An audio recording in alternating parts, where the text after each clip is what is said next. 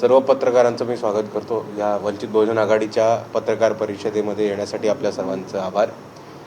सुरू करताना मी थेट मुद्द्यावरती येतो की 2 दिवस वंचित बहुजन आघाडीचा कार्यकर्ता मेळावा व जाहीर सभा ह्या आयोजित केल्या होत्या नाशिकच्या कमिटीने. त्याच्यामध्ये काल ग्रामीण भागामध्ये आणि आज तसं शहरामध्ये सभा ह्या आयोजित केल्या.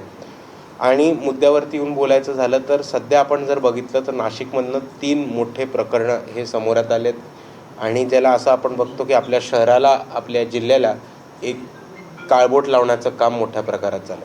सर्वात पहिले आपल्याला TCSचा प्रकार दिसतो आणि TCSच्या प्रकारामध्ये आपण बघता की एका बाजूला टिस्टा सेटलवाड आणि निरंजन टकले हे एक त्यांचं वेगळं फॅक्ट फाइंडिंग करतात. त्या फॅक्ट फाइंडिंगचं आणि पोलिसांच्या फॅक्ट फाइंडिंगशी काही संबंध नसतो. भाजपची लोक ट्विट करतात, भाजपची लोक प्रेस कॉन्फरन्स घेऊन एक माहिती पुरवतात आणि भाजपच्या लोकांनी पुरवलेली माहिती ही जशी काही स्क्रिप्ट आहे त्या स्क्रिप्टवरती ॲक्शन घेतल्यासारखं इकडे पोलीस इन्व्हेस्टिगेशन करतात आणि तो स्क्रिप्ट फॉलो करून अख्खं इन्व्हेस्टिगेशन केलेलं आपल्याला दिसतंय. त्याच्यामध्ये ज्यांना अटक केलेत किंवा ज्यांच्यावरती संशय घेतला त्यांच्या विरुद्ध ठोस पुरावे अजून पोलिसांनी समोर केलेले नाहीत किंवा ते कोणत्या प्रकारे या ऑपरेशनमध्ये इन्व्हॉल्ड होत्या. जर लव्ह जिहादचं ऑपरेशन होतं तर कोण कोण इन्व्हॉल्ड होतं, त्या एकट्या महिला होत्या की अजून 4 संघटना इन्व्हॉल्ड होत्या, त्यांना बाहेरचं कोणाचं बॅकिंग होतं, हे अजून कुठलीही माहिती, ठोस माहिती पोलिसांनी दिलेली नाही आहे. फक्त एक नॅरेटिव्ह उभं करून हिंदू मुस्लिम उभं करणं हेच भाजपला साध्य करायचं होतं आणि त्याच्यामध्ये आपल्याला दिसतं की पोलिसांनी पूर्णपणे हातभार दिलेला दिसतोय. दुसरं जे प्रकरण समोर आलं होतं ते म्हणजे नीटच्या पेपर फुटीचं आणि हा एक गंभीर मुद्दा आहे, आपल्या सर्वांनी समजून घेतला पाहिजे आणि मीडियाच्या माध्यमातून मला हे लोकांसमोर मांडायचं आहे की आपल्याला पेपर फुटी आणि पेपर फुटला ही एक छोटी एक घटना दिसते, पण आपण जर समजून घेतलं तर याच्यामध्ये एका मुलाचं 25 वर्ष 20 वर्षाची मेहनत आणि त्याच्यानंतर पुढचं त्याचं करिअर हे लाईनीवरती असतं आणि धोक्यात येतं, हे आपण समजून घेतलं पाहिजे. एक मुलगा शाळेत जातो, मेहनत करतो, कॉलेजमध्ये जातो, 11वी 12वी ग्रॅज्युएशन नंतर तो अभ्यास करतो आणि हे अपेक्षा ठेवतो की स्पर्धा परीक्षा झाल्या, नीट झाली, JEE झाली, वेगवेगळ्या CET झाल्या, या वेगवेगळ्या परीक्षांमधनं मी चांगला कोर्स घेईन, चांगली अपॉर्च्युनिटी मिळेल, त्याच्यातनं नोकरी मिळेल आणि मीच पुढे जाऊन काम करून नोकरी करून माझ्या परिवाराचं, माझ्या कुटुंबाचं, माझ्या समाजाचं भलं करू शकतो. पण जेव्हा एक पेपर फुटतो तेव्हा त्याचं अख्खं करिअर हे पाण्यात जातं. त्याची 20 वर्ष 25 वर्षाची मेहनत, त्याचा 2 वर्षाचा अभ्यास हा सगळा पाण्यात जातो आणि एका मुलाला पुढे चांगलं आयुष्य जगण्यासाठी, नोकरी घेण्यासाठी, शिक्षणामधनं संधी आणि अपॉर्च्युनिटीज घेण्यासाठी ते दरवाजे बंद केले जातात, हे आपण सर्वांनी समजून घेतलं पाहिजे. तिसरा जो महत्त्वाचा मुद्दा आणि आपण बघितलं असेल जे नाशिकमधनं झालं आणि त्याला खऱ्या अर्थाने नाशिकला काळबोट लागले ते म्हणजे भोंदूबाबा खरात यांचं प्रकरण. आपण बघितलं असेल की आज अशोक खरात यांचे PA जे आहेत ते संशयास्पद कार ॲक्सिडेंटमध्ये मारले जातात, त्याच्यावरती खूप मोठं प्रश्नचिन्ह निर्माण होतं. आणि दुसरी गोष्ट ही की एका बाजूला खरात यांना आतमध्ये टाकलं जातं, पण ज्या ज्या मंत्र्यांनी, ज्या ज्या राजकारण्यांनी, ज्या ज्या नेत्यांनी खरातांना मोठं केलं, त्यांना पाठबळ दिला, त्यांना संपत्ती पुरवली, त्यांना प्रॉपर्टीज मिळवण्यामध्ये मदत केली, ती फॅन्सी पाईपलाईन जी त्यांच्या घरामध्ये जाते, त्यांच्या आश्रमामध्ये जाते, नाशिकला पाणी न मिळत असताना ती कोणी टाकून दिली, ह्याच्यामध्ये कोणते नेते होते, मंत्री इन्व्हॉल्ड होते, हे शोधलं पाहिजे. आणि हे जर बाहेर नाही आलं लवकरात लवकर तर आपल्याला कदाचित असं पण दिसेल की खरातांच्या PAला बाहेर ॲक्सिडेंटमध्ये मारून टाकले, खरातांना पण जेलमध्ये मारून टाकण्यात येईल किंवा त्यांच्याशी बरं वाईट काही करण्यात येईल. सगळे एव्हिडन्स मिटवून ह्या जे मंत्री आहेत ज्यांनी खरातांना मोठं केलं त्यांना एक क्लीन चिट देण्याचा प्रकार आपल्या सर्वांसमोर आहे. आणि चौथा आणि माझा शेवटचा मुद्दा हा आज नाशिकमध्ये मला मांडायचा आपल्या प्रेस कॉन्फरन्सच्या माध्यमातून म्हणजे तपोवनचा मुद्दा हा खूप मोठा झाला होता आणि लोकांनी खूप मोठ्या प्रमाणामध्ये तपोवनवरती आंदोलनं केलं आणि तपोवन वाचलं पाहिजे ह्यासाठी भूमिका घेतली. पण जर आपण नाशिक शहराची परिस्थिती बघितली तर कितीतरी लोकांचे उपजीवनाचे साधन, टपऱ्या, हातगाड्या, हॉकर्सचं सगळं जे नेटवर्क होतं आणि हॉकरच्या सगळ्या ज्या हातगाड्या होत्या, त्याचबरोबर लोकांच्या झोपड्या, शेतकऱ्यांची घरं, शेतकऱ्यांची जमीन हे कुंभमेळाव्यासाठी जबरदस्ती बळकून घेतले, हे तोडण्यात आले. कितीतरी लोकांची आर्थिक नुकसान झाले, त्यांच्या मालमत्तेचं नुकसान झाले आणि त्याचबरोबर त्यांचं उपजीवनाचं साधन होतं ते तोडून टाकण्यात आले. शेतकऱ्यांकडनं त्यांची शेतजमीन घेतली आणि जर कोणी आंदोलन केलं तर त्यांना मोठ्या प्रमाणात हारामारी करून किंवा आरेरावी करून पोलिसांकडनं 3rd डिग्री टॉर्चर सुद्धा देण्यात आलं. ह्याचे व्हिडिओ सुद्धा प्रसिद्ध झालेत, आपण सर्वांनी बघितले असतील. तर मला सरळ सरळ एक प्रश्न विचारायचा आहे की तपोवनसाठी आपण आवाज उठवला, पण ह्या लोकांसाठी, गोरगरिबांसाठी, शेतकऱ्यांसाठी आणि ज्या लोकांचं पोट त्यांच्या हातावरती चालतं, ज्यांचे धंदे उठले गेलेत, त्यांच्यासाठी आपण आवाज कधी उचलणार आहोत? हा पहिला मुद्दा. आणि दुसरी गोष्ट की अख्खं नाशिक शहर, रस्ते जे खणून ठेवलेले आहेत कुंभमेळाव्यासाठी, ते इकडच्या कॉन्ट्रॅक्टरांना आणि त्यांना कॉन्ट्रॅक्ट देणाऱ्या नेत्यांना आमचा प्रश्न आहे की तुम्ही गॅरंटी देता का की कुंभमेळाव्याच्या आत हे सगळं काम पूर्ण होईल? आपण आपले प्रश्न विचारू शकता.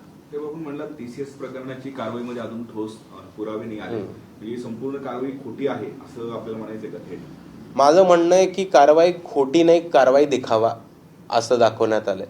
भाजपच्या लोकांनी एक स्क्रिप्ट लिहिली, त्यांनी एक नॅरेटिव्ह मांडलं आणि ते नॅरेटिव्हच खरं करून दाखवायचं म्हणून जी कारवाई केली त्या स्क्रिप्ट प्रमाणे केली. पोलिसांच्या तपासामध्ये काही आढळलं, काही एव्हिडन्स मिळाला तर त्याची तपासणी होते. मग त्या एव्हिडन्सच्या भोवती अजून माहिती मिळते का? त्या मिळालेल्या माहितीवरनं नवीन काही फॅक्ट्स उघडता येत आहेत का? नवीन काही फॅक्ट समोर येत आहेत का? असं कोणत्याही प्रकरणात करण्यात नाही आलं. जे भाजपच्या लोकांनी स्क्रिप्ट दिले ते स्क्रिप्ट फॉलो करून A to Z शब्द वापरून त्याच्यामधले एक नॅरेटिव्ह उभं करण्याचा प्रयत्न केलाय. का? कारण त्यांना हिंदू मुस्लिम हे भांडण लावून इकडचा सामाजिक सलोखा बिघडायचा होता. पण साहेब, एका महिलेवरती अत्याचार झालेला आहे, बलात्कार झालेला आहे, धर्मांतराचा प्रयत्न झालेला आहे असं पीडितेनेच तक्रार दिली. कुठलंही प्रकरण? TCS प्रकरणामध्ये. तेच मी परत म्हणतोय की जोपर्यंत ह्याची क्रिस्टल क्लिअर आणि ट्रान्सपरंट कारवाई होत नाही, पोलिसांना काय काय माहिती मिळाली आहे, त्यांनी ऍक्शन कुठल्या जोरावरती घेतली आहे, त्या महिलेचं रेकॉर्ड घेऊन त्याच्यावरनं पुढे काय तपास केलाय, त्याच्यावरनं काय फाइंडिंग्स मिळाल्यात, जोपर्यंत पोलीस हे सगळं लोकांसमोर मांडत नाही तोपर्यंत ही हॉचपॉच कारवाईच अशी बनणार आहे. नीट परीक्षेचा आपण उल्लेख केला. आता जवळपास देशभरामध्ये 3 युवकांनी आत्महत्या केलेली आहे. काही क्लासेसचे देखील लागेबंदी यामध्ये सांभाळून देत आहे. आपले काय यावर मत आहे? शिक्षण व्यवस्था ही या सरकारने विकायला काढलेली आहे. आपण जर बघितलं तर शिक्षण हा इकडच्या कष्टकऱ्यांच्या पोरांसाठी, शेतकऱ्यांच्या पोरांसाठी आणि तमाम वंचितांच्या पोरांसाठी एक पुढे जायचं चांगलं साधन होतं आणि संधी होती. आज शिक्षणाचं बाजारीकरण करणं, शिक्षणाचं खाजगीकरण करणं, जिल्हा परिषद त्याचबरोबर महानगरपालिकेच्या शाळा बंद करून प्रायव्हेट शिक्षण आणणं. प्रायव्हेट शिक्षण महाराष्ट्रामध्ये कोणाला दिलं गेलं? Crystal company. क्रिस्टल कंपनीमध्ये कोण आहे? प्रसाद लाड, भाजप. त्याच्यामध्ये गिरीश महाजन यांचा स्टेक सुद्धा आपल्याला दिसतो. तर क्रिस्टल कंपनीला कॉन्ट्रॅक्ट जाणं, जिल्हा परिषदेच्या आणि महानगरपालिकेच्या शाळा बंद पडून म्हणजे ह्यांचा पैसा येतो. स्पर्धा परीक्षामध्ये घोटाळे करणं, त्याच्याहून मोठे वन खातं, पोलीस भरती, तहसील, मिलिटरीच्या अजून नाही झाल्या पण पॅरामिलिटरीच्या सगळ्या परीक्षा ह्या त्यांनी स्पर्धा परीक्षा मोठ्या प्रमाणात बंद करून कंत्राटी भरती चालू केली. ही कंत्राटी भरती कोणाला गेली? परत क्रिस्टल कंपनीला. कोणाची कंपनी आहे? भाजपच्या माणसाची. आज मोठ्या प्रमाणात पेपर फुटी होतात, UGCचं बजेट कमी केलं जातं, त्याचबरोबर जे PhD स्टुडंट्स आहेत त्यांचं रिसर्चचं बजेट कमी केलं जातं. आपण जर हे सगळे प्रसंग एकजूट करून बघितले तर आपल्याला हे दिसतंय की भाजप राज्यामध्ये आणि केंद्रामध्ये शिक्षण व्यवस्था संपून इकडच्या वंचितांच्या आणि गोरगरिबांच्या पोरांना पुढे येण्यापासून थांबवते आणि त्यांच्या आयुष्यामध्ये तरक्की करण्याच्या ज्या संध्या आहेत त्या संध्यांवरती दरवाजे कायमस्वरूपी बंद करण्याचं काम करत आहे. पण हे पेपर मुळात जे फुटत आहे तर त्याची मोडच जवळपास सारखी, या आधी पण असे प्रकार घडले, पुढे काहीच होत नाहीये. त्यामुळे हा सुरुवात झाला असेल, तुम्हाला आठवत असेल तर तो व्यापम स्कॅम मधनं झाला होता मध्य प्रदेशमध्ये. आणि तेव्हाही शिवराज सिंग चौहान हे भाजपचे मुख्यमंत्री होते आणि त्या व्यापम स्कॅम मध्ये 23 मर्डर्स सुद्धा झाल्या होत्या.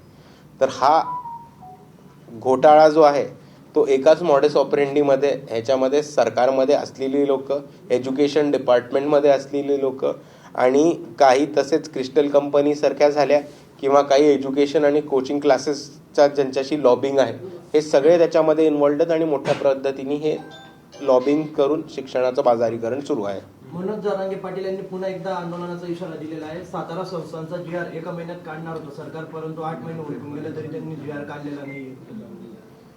ह्याच्यावरती भूमिका घेतल्यावर आम्ही भूमिका घेऊ. त्यांचं असं म्हणणं आहे की कुणबी प्रमाणपत्र जे सरसकट देण्याचं आश्वासन सरकारने दिलेलं होता ते अद्याप पूर्ण होत नाहीये आणि कुणबी प्रमाणपत्र देण्यापासून स्वतः मुख्यमंत्री म्हणजे एकूणच रोखतायत, म्हणजे ते देऊ देत नाही असं त्यांनी गंभीर आरोप मुख्यमंत्र्यांवरती केला. पण माझा एकच प्रश्न होता की जेव्हा आंदोलन थांबवलं होतं तेव्हा असं नव्हतं की मागणी पूर्ण झाली होती. तर जरांगे पाटील साहेबांना पूर्ण त्यांची भूमिका मांडू देत, त्याच्यावर ते बाळासाहेब भूमिका घेतील. आपण या खरात प्रकरणाने गंभीर आरोप केला की अशोक खरातला जेलमध्येच मारून टाकतील किंवा अशा पद्धतीचा प्रयत्न होईल. आपल्याला काही इनपुट्स आहेत की नेमकं आपण कुठल्या आधारावर आतापर्यंतची जी मॉडस ऑपरेंडी झाली आहे आणि जर तुम्हाला जॉईन द डॉट्स हे करता आलं तर तुम्हाला दिसेल की प्रत्येक गोष्टी ही याच डिरेक्शनमध्ये पॉईंट करतात. आतमध्ये प्रमुख आरोप्याला मारून टाकायचं आणि रॅकेटमधली सगळी लोक वाचतील हे आत्तापर्यंत बऱ्याच ठिकाणी आपल्याला घडताना सुद्धा दिसले. आणि आत्तापर्यंत जर तुम्ही अशोक खरातच्या प्रकरणामध्ये कोण कोण इन्व्हॉल्ड आहे, कोणाकोणाचे फोटो आलेत आणि ते किती लवकर फोटो गायब केले गेलेत हे जर बघितलं तर तुम्हाला कळेल. तुम्हाला छोटंच एक काम करतो, मीडियाला रिक्वेस्ट आहे नाशिकच्या, उद्या आपण ज्या ज्या लोकांनी बोटं कापलेत आणि हाताला ब्लू टेप लावली या सगळ्या मंत्र्यांची आणि नेत्यांची आपण फोटो छापा ना उद्या. मी आपल्याला विनंती करतो. आपल्याकडे आहेत का म्हणजे सगळे जाहीर केलेले आहेत मीडियामध्ये, सोशल मीडियामध्ये, काही काही वंचितच्या पेजवरती पण मिळतील. काही मोजकेच आले होते आपल्याकडे अजून काही असेल तर आपण देणार का? आपण छापायची तयारी ठेवत असाल तर मी सगळं देईन. आता हे पत्रकार ठीक आहे, मी यानंतर वंचितवरनं मिळतील आपल्याला. आपण खरत विषयी बोलताय. आता जे रिंग रोड कुंभमेळ्यासाठी होतोय त्या रिंग रोड परिसरामध्ये खरतने काही जमिनी घेतलेल्या होत्या.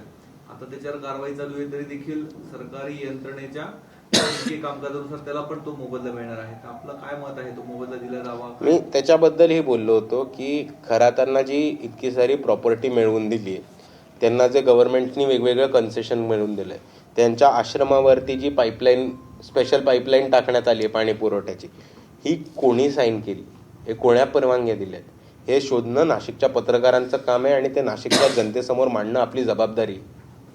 तर मी अजूनही म्हणतो की ही जमीन खरातांना कोणी मिळवून दिली, ह्याच्यामध्ये कोणता मंत्री होता आणि कोणता नेता होता हे शोधा आणि लोकांसमोर मांडा.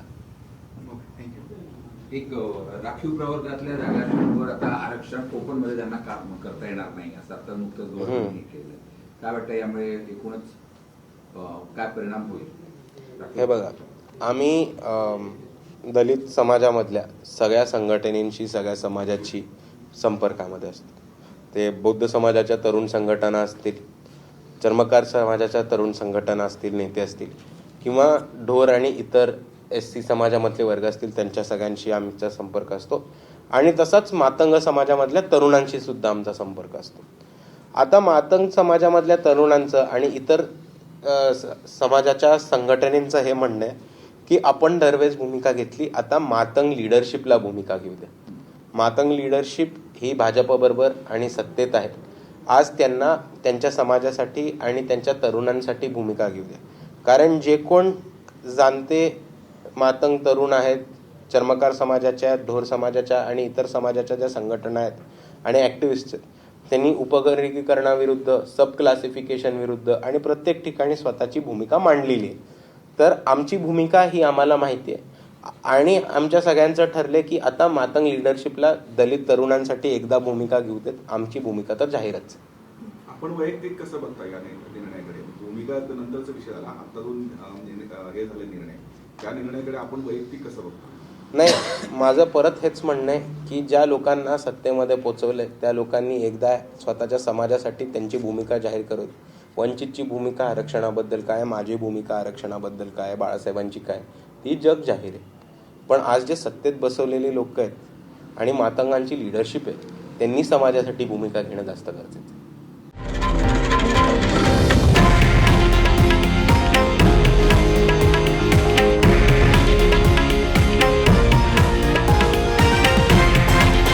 हे आहे देशातील नंबर 1 न्यूज नेटवर्क आणि आपण पाहत आहात TV9 मराठी, एकमेव.